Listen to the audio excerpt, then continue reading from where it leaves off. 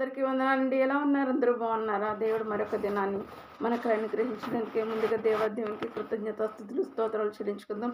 ఈరోజు దేవుని యొక్క అమూల్యమైన మాటలు మనం ధ్యానించుకునేందుకు తల్ల వంచండి, ప్రార్థించుకుందాం.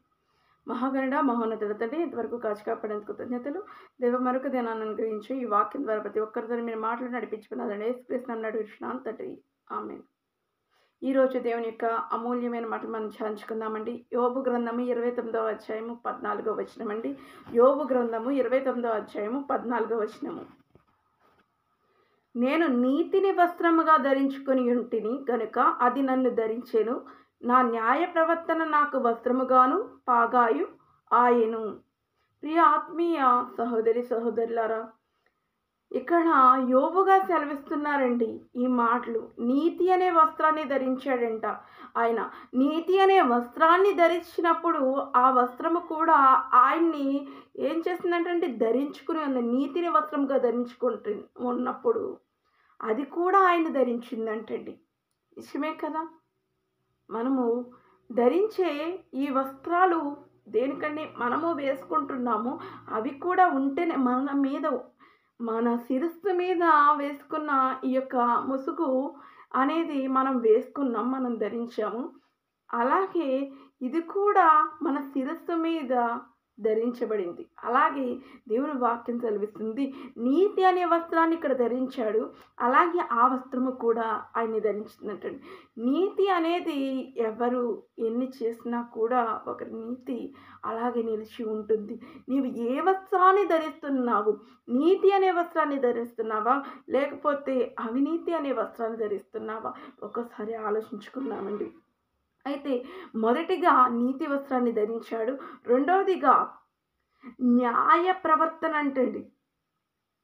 ఏం ప్రవర్తన? నా న్యాయ ప్రవర్తన నాకు వస్త్రమును పాగాయు ఆయను.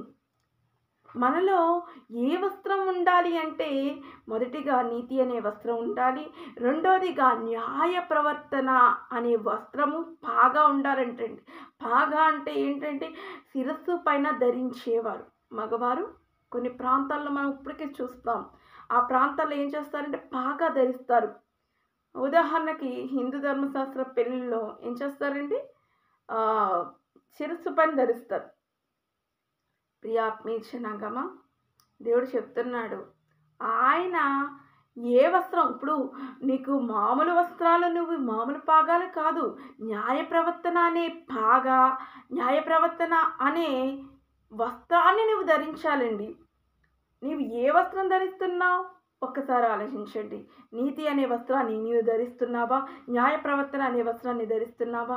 అన్యాయం చేసే వ్యక్తిగా ఉన్నావా, లేక న్యాయం చేసే వ్యక్తిగా ఉన్నావా? నీ ప్రవర్తన ఎలా ఉంది అనేది ఒక్కసారి సరి చూసుకోండి. ఈరోజు దేవుడు నీతో మాట్లాడుతున్నాడు. నీ ప్రవర్తన సరిగ్గా ఉందో లేదో, నీవు న్యాయం చేస్తున్నావా, అన్యాయం చేస్తున్నావా, నీతికరంగా జీవిస్తున్నావా, లేకపోతే అవినీతికరమైన జీవితాలు జీవిస్తున్నావా అనేది ఒక్కసారి ఆలోచించుకోండి. మనలో ఏమైనా తప్పులు ఉంటే ఈరోజు సరి చేసుకుందామండి. సరి చేసుకోవడానికి ఎక్కడికో వెళ్ళక్కర్లేదు. నీ గదిలోనికి వెళ్ళి నీ రహస్యమందున్న నీ దేవుణ్ణి మోకరించి ప్రార్థించండి. హృదయంతో ప్రార్థిస్తే ఆయన పలికే దేవుడండి. ఎవరో ఉదాహరణకి ఒక సీఎంని కలవాలంటే ఒక మినిస్టర్ ముందు కొంచెం ఫోన్ చేసి పర్మిషన్ తీసుకుని వెళ్తాడు. అలాంటిది దేవుని దగ్గర మనకి ఏదీ లేదండి. దేవుని దగ్గర నీవు ఆయనతో మాట్లాడాలంటే, ముఖాముఖిగా మాట్లాడాలంటే నీ గదిలోనికి వెళ్ళి నీ రహస్యమని చూసి నీ దేవుణ్ణి ప్రార్థించండి. నీ మనసు విప్పి ప్రార్థించండి. నీ మనసులో ఏ వేదన ఉందో, ఏ శోధన ఉందో అది ప్రార్థించండి. ఇప్పటి వరకు నీవు చేసిన తప్పిదం ఏదైనా సరే క్షమించే దేవుడు, ఇక నీ ఏ పాపం చేయకుండా ఉండమని చెప్పాడు. ఒక వ్యభిచారంలో పట్టబడిన స్త్రీని యేసుక్రీస్తు వారి దగ్గరికి తీసుకొచ్చినప్పుడు, అక్కడికి తీసుకొచ్చిన పరిసయ్యులు అందరూ కూడా ఆమెను చంపాలనుకున్నారు. దేవుడు అడిగారు, ఈమెతో పాటు వ్యభిచారంలో పాల్గొన్న ఆ పురుషుడేడి? పురుషుడు లేడని చెప్పారు. అయితే ఆ స్త్రీని చంపాలని చూస్తున్నప్పుడు దేవుడిని ఏ తప్పుదం పట్టాలా అని ఆలోచించారు. దేవుడు ఒక్కటే మాట అన్నాడు, మీలో పాపం లేనివాడు మొదట ఈమె మీద ఒక రాయి వేయండి అన్నప్పుడు రాయి తీసుకున్నారు. ఆయన నేలపైన చేతితో రాస్తున్నారండి. ఏం రాస్తున్నారు అంటే ఆయన ధర్మశాస్త్రంలోని 10 ఆజ్ఞలు రాశారు. దేవుని యొక్క 10 ఆజ్ఞలను చూసిన వారు, ఆయన రాసిన ఆజ్ఞలను చూసిన వారు ఏం చేశారండి?